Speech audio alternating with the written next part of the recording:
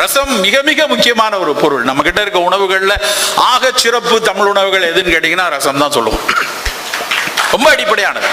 யார் அதை இந்த இடத்துல கொண்டு போய் கரெக்டா வச்சாங்க, அந்த இடத்துல பொசிஷன் பண்ணதே பெரிய விஷயம். நம்ம ரசம்ங்கிற விஷயத்த முதல்ல கொடுக்க மாட்டோம்.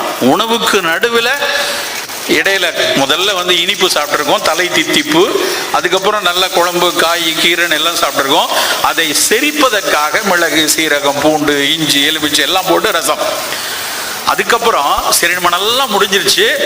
அதுக்கப்புறம் வயிறு சீராகணும்னு, புண்ணெல்லாம் ஆற்றணும்னு இயற்கையான ஒரு ஆன்டாசிட் மோர்ச்சோறு கடைசியாக எடுக்கிறது.